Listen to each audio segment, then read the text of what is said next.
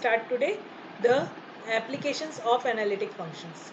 First application which we will note is orthogonal system. क्या होता है ऑर्थोगोनल सिस्टम? दो अगर फैमिली ऑफ कर्व्स हैं, ये दो फैमिली ऑफ कर्व्स को हम लोग ऑर्थोगोनल कब कहते हैं? अगर ये दोनों एक दूसरे मतलब इनके दो टेंजेंट्स जो हैं वो एक दूसरे से परपेंडिकुलर हो। ठीक, जैसे ये अगर कर्व्स है, ठीक, तो इसका इस पॉइंट पे यहाँ ये जो टेंजेंट बनेगा और यहाँ पे जो टेंजेंट बनेगा ये एक दूसरे से परपेंडिकुलर होंगे। तो ये फैमिली ऑफ कर्व यानी ये कर्व और इससे पैरेलल जो भी कर्व है वो इस कर्व और इससे पैरेलल जो भी कर्व है इनके ऑर्थोगोनल कहलाते हैं। ठीक, तो ये नोट किया गया है कि अगर तुम्हारे एक फैमिली ऑफ कर्व जो है उसको तुम अपने किसी फंक्शन का किसी एनालिटिक फंक्शन का रियल पार्ट मान लो, तो उसका जो कॉन्जुगेट रहेगा यानी कि उस एनालिटिक फंक्शन का जो इमेजिनरी पार्ट रहेगा वो इस फैमिली ऑफ कर्व्स का ऑर्थोगोनल फैमिली ऑफ कर्व होगा। ठीक, तो अगर सपोज तुमको प्रॉब्लम ये दिया हुआ है कि एक तुमको फंक्शन दे दिया या एक फैमिली ऑफ कर्व्स बता दिए कि ये फैमिली ऑफ कर्व है and you find the orthogonal system of curves, then what you need to do is we will just define a analytic function for which this will be the real part and we will try to find the imaginary part. ठीक, so we can write we have the condition every analytic function f of z equal to u plus ib defines two family of curves u of xy equal to c1 and v of xy equal to c2, u of xy equal to c1 and v of xy equal to c2 which form an orthogonal system. Okay, so क्या कैसे apply करना है हमको? अगर हमको एक family of curves दिया हुआ है और हमको दूसरा निकालना है तो क्या करेंगे? हम एक नया फंक्शन बना लेंगे एनालिटिक फंक्शन जिसका रियल पार्ट हमारा जो फंक्शन है वो होगा और उसका जो इमेजिनरी पार्ट है वो हम फाइंड आउट करने की कोशिश करेंगे। तो ये एक एप्लीकेशन हो गया हमारा कि हम किस तरह से एनालिटिक फंक्शन को यूज कर सकते हैं। ठीक, नेक्स्ट एप्लीकेशंस आते हैं हमारे फ्लो प्रॉब्लम्स में। Flow problems are a major part of many engineering problems. Okay, so flow problems में भी हम इसी तरह से जिस तरह का ये ऑर्थोगोनल सिस्टम यूज हो रहा है ऑलमोस्ट इसी तरह का एप्लीकेशन तुमको फ्लो प्रॉब्लम्स में दिखता है। अगर इसका एक एग्जांपल हम देखते हैं कि अगर सपोज एक इरोटेशनल मोशन चेक कर रहे हैं, हम एक इनकम्प्रेसिबल फ्लूइड लिया जिसका इरोटेशनल मोशन हम चेक कर रहे हैं। इनकम्प्रेसिबल फ्लूइड हुआ तो divergence of the velocity will be equal to zero and irrotational है इसलिए curl of the velocity will be equal to zero. ठीक, अब उसका उसके फ्लो को अगर तुम इससे डिनोट कर रहे हो, ठीक है, the velocity of the fluid particle उसको हमने एक कैपिटल वी से डिनोट किया। ठीक, क्योंकि ये फ्लो है तो इसमें डायरेक्शन होगा इसलिए ये क्या हो गया? वेक्टर क्वांटिटी हो गया। तो ये जो वेक्टर क्वांटिटी है ये क्योंकि इरोटेशनल है इसीलिए एक स्केलर फंक्शन ऐसा होगा जिसका अगर तुम ग्रेडियंट निकालते हो तो तुमको ये वेलोसिटी v मिलेगा। ये वाला पार्ट जो है हम लोगों ने इसको वेक्टर में पढ़ा था। ठीक, कि अगर इरोटेशनल मोशन है किसी वेक्टर का तो एक ऐसा रियल स्केलर फंक्शन हमको मिलता है जिसका ग्रेडियंट निकालने से हमको ये वेक्टर की वैल्यू मिलती है।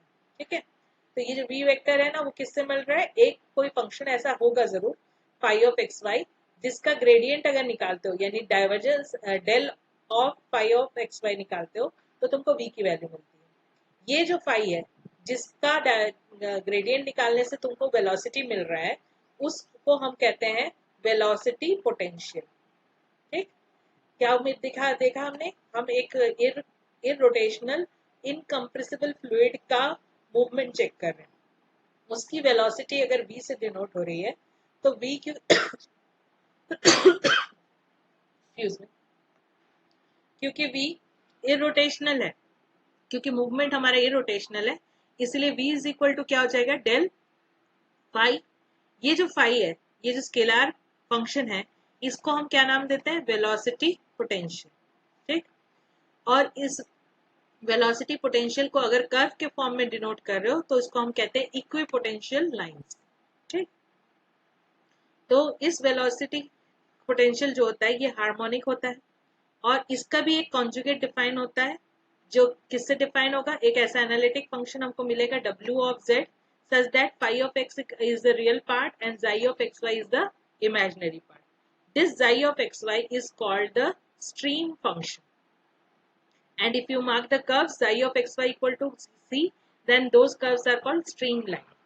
तो तुमको बेसिकली ये टर्म्स याद रखने हैं, स्ट्रीम फंक्शन और वेलोसिटी फंक्शन पोटेंशियल, ठीक। और ये जो कॉम्प्लेक्स एनालिटिक फंक्शन हमने डिफाइन किया इसको हम कहते हैं कॉम्प्लेक्स पोटेंशियल, ठीक। तो ये तीन वर्ड्स तुमको मेनली याद रखना है। जब हमको प्रॉब्लम्स देंगे तो हमको क्या बोलेंगे कि सपोज बोल देंगे कि वेलोसिटी पोटेंशियल दिया हुआ है, फाइंड द स्ट्रीम फंक्शन, या बोल देंगे वेलोसिटी पोटेंशियल दिया हुआ है, फाइंड द कॉम्प्लेक्स पोटेंशियल। यानी तुमको मेन क्या करना है, वेलोसिटी पोटेंशियल जो है उसको रियल पार्ट मान के एक कॉम्प्लेक्स फंक्शन बनाना है wz which will be an analytic function, ठीक। तो ये प्रॉब्लम सेम वही है जो अभी तक हम लोग कर रहे थे, जिसमें हम मिलने थॉमसन मेथड यूज कर रहे थे कि हमको रियल पार्ट दिया हुआ है फंक्शन का और हमको एनालिटिक फंक्शन फाइंड आउट करना है। वही क्वेश्चन प्रॉब्लम है, बस तुमको टर्म्स याद रखने हैं, ठीक।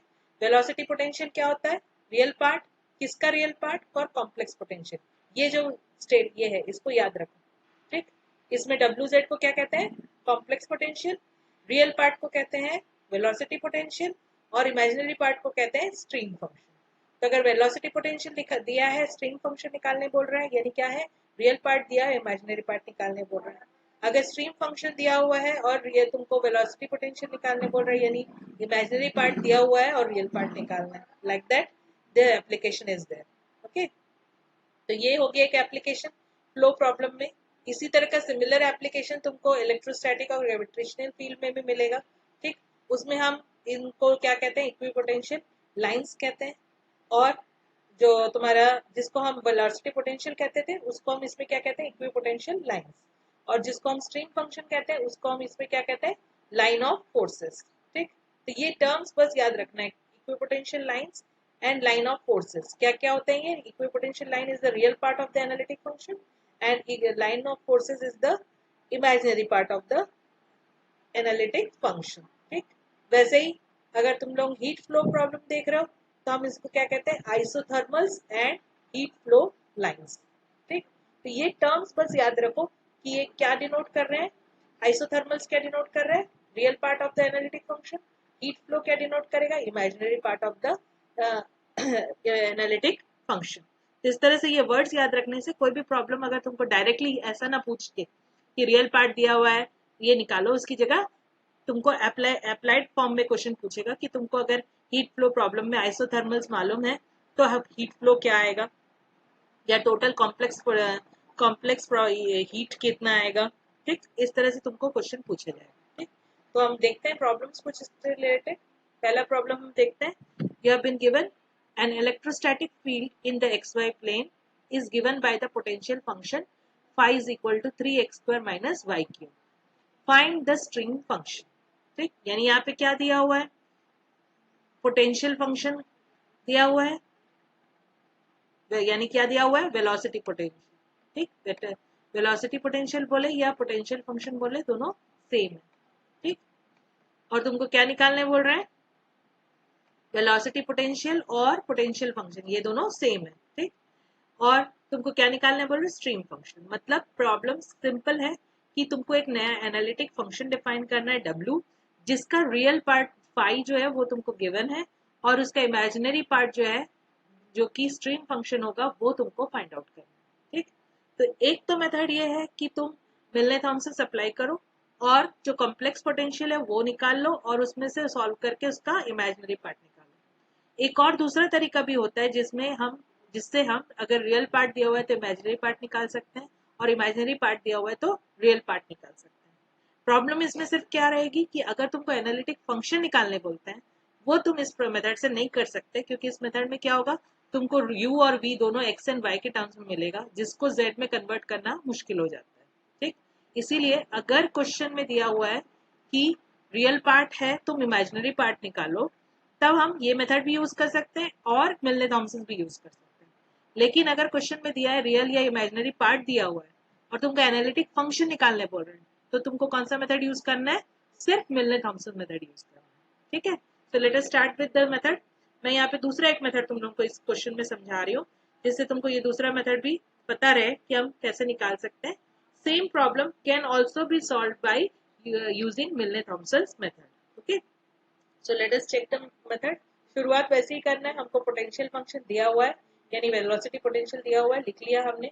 और हम एक कॉम्प्लेक्स फंक्शन डिफाइन कर रहे हैं जिसको हम क्या कहेंगे, complex potential. And this complex potential will be an analytic function and it is given in the form of phi plus I xi, where phi is the potential function and xi will be the string function। ठीक, तो हमारा काम क्या है इस question में, ये xi की वैल्यू निकालना। ठीक, तो हम सबसे पहले ये देख लेते हैं कि हमने क्या डिफाइन किया। ये जो w है हमारा, ये एनालिटिक फंक्शन है। सो फाई और xi will be satisfying the Cauchy-Riemann equation. तो हमने पहले कॉची-रीमान इक्वेशंस को नोट कर लिया। क्या होता है, del by del x of real part, यानी यहाँ हो गया फाई, हम u लिखते थे, u की जगह यहाँ क्या जाएगा, phi is equal to del v by del y लिखते थे, उसकी जगह यहाँ जाएगा del xi by del y। Similarly del phi by del y will become equal to minus del xi by del x। ठीक, now differentiating equation 1 with respect to x, you will have del phi by del x is equal to 6xy। Simply differentiate करो इस equation को, किसके respect में, x के respect में, तो तुमको ये मिलेगा 6xy। ठीक, अब मैं यहाँ पे दोनों डेरिवेटिव पहले से नहीं निकाल रही, पहले मैं एक एक स्टेप करके चलती हूँ। ठीक, सबसे पहले मैंने क्या किया, इस फंक्शन को x के रेस्पेक्ट में डिफरेंशिएट किया, तो मुझे किसकी वैल्यू मिल गई, del phi by del x की value. Now I will use this relation, Cauchy Riemann equation का जो पहला रिलेशन है उसको यूज किया। अब मेरे को del phi by del x मिला हुआ है, कॉची-रीमान के अकॉर्डिंग ये किसके बराबर हो जाता है, del xi by del y के बराबर। यानी अगर मुझे del phi by del x मालूम है, यानी मुझे del xi by del y भी मालूम है। तो del xi by del y की वैल्यू मिल क्या बन गई हमारी, 6xy using equation 3। Del phi by del x की जगह पुट कर लिए del xi by del y। ठीक, अब del xi by del y हमको मालूम है, यानी क्या मालूम है हमको, ये xi जो फंक्शन है इसका partial derivative with respect to y, ये हमको मालूम है। ठीक, तो हम क्या करेंगे, अगर हमको xi चाहिए तो हमको इसको क्या करना पड़ेगा, y के रेस्पेक्ट में इंटीग्रेट करेंगे, है ना। यहाँ हमने y के रेस्पेक्ट में डिफरेंशिएट किया था, तो ये y के रेस्पेक्ट में इंटीग्रेट होगा। सो let us integrate it. 6xy को अगर y के रेस्पेक्ट में इंटीग्रेट करोगे तो मिलेगा 6xy square by 2, which will become equal to 3xy square। Now because this integration was indefinite integration, एक constant ऐड होना चाहिए। लेकिन क्योंकि यहाँ जो तुमने डेरिवेटिव टर्म देखा था, ये कैसा डिफरेंशिएशन था, पार्शियल डिफरेंशिएशन था। पार्शियल डिफरेंशिएशन में हम क्या करते हैं कि हम जो उसका जो दूसरा वेरिएबल है उसको भी कांस्टेंट मान लेते हैं। ठीक, तो सपोज अगर xi में कोई x का भी फंक्शन होता तो उसका डिफरेंशिएशन क्या मिलता हमको, 0। इसीलिए हम ये जो कांस्टेंट ऐड करते हैं उसको c लिखने की जगह, कांस्टेंट c लिखने की जगह क्या लिखते हैं, function of x, because it can be a function of x और it can also be equal to 0। ठीक है, तो इसलिए हम उसको क्या लिख के चलते हैं, let it be some function of x। So this f of x is nothing but the constant of integration, because we have integrated a partially differentiated term, therefore we have used the constant as the function of the other variable। y के respect में integrate किया, इसलिए मैंने क्या लिखा है यहाँ पे, f of x। अगर मैं इसको x के रेस्पेक्ट में इंटीग्रेट किए रहती तो कांस्टेंट को क्या लिखती, f of y। ठीक, तो अब हमारा काम क्या है, हमको xi आधा मिला है, क्या मिला हमको, xi ये मिल गया। लेकिन इस xi में हो सकता है कि f of x कुछ हो, या ये भी हो सकता है कि ये कांस्टेंट हो, तो ये वैल्यू हमको अब निकालनी है। ठीक, तो क्या करते हैं, हमने del xi by del y से निकाला था, इसलिए हम del xi by del x निकाल लेते हैं, इसको डिफरेंशिएट करते हैं x के रेस्पेक्ट में।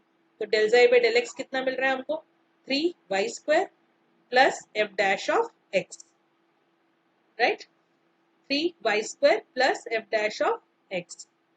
नाउ ये तो हमको किसकी वैल्यू मिली, del xi by del x की। इसको हमको किसी से कंपेयर करना पड़ेगा ना, यहाँ पे ये तो अननोन फंक्शन है, इसकी वैल्यू हमको निकालनी है, तो इसको मुझे इसको कंपेयर करना है। तो मुझे मालूम है कि मैं डेल xi और बाय डेल x की वैल्यू इस इक्वेशन से भी निकाल सकती हूँ। इस इक्वेशन के according del xi by del x की वैल्यू क्या होगी, del phi by del y के बराबर। तो पहले मैं फाई को y के रेस्पेक्ट में डिफरेंशिएट कर ली और del phi by del y निकाल ली। ठीक, ये del phi by del y किसके बराबर होगा, minus del xi by del x के बराबर। ठीक, तो अगर del phi by del y इतना मिल रहा है तो del xi by del x कितना मिलेगा, माइनस ऑफ दिस टर्म। ठीक, तो यहाँ से मेरे को मिल गया del xi by del x की वैल्यू। तो ये भी del xi by del x की वैल्यू है, ये इक्वेशन नंबर 5 भी डेल जाई सॉरी इक्वेशन नंबर 6 भी del xi by del x की वैल्यू है, तो इक्वेशन 6 और 7 जो है वो इक्वल होना चाहिए। सो let us compare equation 6 and 7। Equation 6 and 7 को कंपेयर कर रहे हैं तो हमको क्या मिल रहा है, 3y² plus F dash of x, ये इक्वल टू माइनस साइन को अगर अंदर कंसिडर कर ले तो ये बन जाएगा -3x² प्लस 3y²। ठीक, तो इतना पार्ट तो दोनों में सेम आ रहा है 3y², और एफ डैश ऑफ एक्स की वैल्यू कितनी मिल जा रही है, -3x²। सो अगर F dash of x -3x² है तो एफ ऑफ एक्स क्या होगा, -x³, राइट। और क्योंकि अगेन हमने यहाँ पे इंडेफिनिट इंटीग्रेशन किया तो एक कांस्टेंट सी ऐड होना चाहिए, तो हमको एफ ऑफ एक्स की वैल्यू मिल गई। एफ ऑफ एक्स की वैल्यू को हमने किस में सब्स्टिट्यूट किया, इक्वेशन नंबर 5 में। Substitute in equation 5, right. Equation 5 में सब्स्टिट्यूट किया तो हमको जो स्ट्रीम फंक्शन था जाई उसकी वैल्यू मिल गई, xi is equal to 3xy² minus x³ plus c। तो ये हमको रिक्वायर्ड स्ट्रीम फंक्शन मिल गया। ठीक, तो ये भी एक तरीका है इसको सॉल्व करने का। बस कंडीशन याद रखना, ये तभी यूजफुल है अगर तुमको रियल पार्ट दिया हुआ है और इमेजिनरी पार्ट निकालने बोल रहे हैं। अगर एनालिटिक फंक्शन निकालने बोले तो ये मेथड नहीं अप्लाई करेंगे, क्योंकि एनालिटिक फंक्शन हमको यहाँ क्या मिल जाएगा, यहाँ एनालिटिक फंक्शन w क्या मिलेगा, इक्वल टू 5 यानी कि 3x² minus y³ plus i into 3xy² minus x³ plus c। इसको w को z के टर्म्स में लिखना बहुत कॉम्प्लिकेटेड है, और जब भी हम फंक्शन w को लिखते हैं तो उसको हम z के टर्म्स में लिखने की कोशिश करते हैं, तभी वो यूजफुली आगे काम आता है हमारा, है ना, ज्यादा यूजफुल रहता है। तो इसलिए हम लोग क्या करते हैं, जब भी w निकालना है तो किस में निकालना है हमको, z में, और z में निकालना है तो कौन सा मेथड लगाना चाहिए हमको, एनालिटिक। ठीक, तो इसलिए ये याद रखना, ये मेथड कब यूज करना है, ये वाला जो बताया, जब रियल दिया हुआ है और इमेजिनरी निकालना है सिर्फ, या इमेजिनरी दिया हुआ और रियल निकालना है। ठीक है।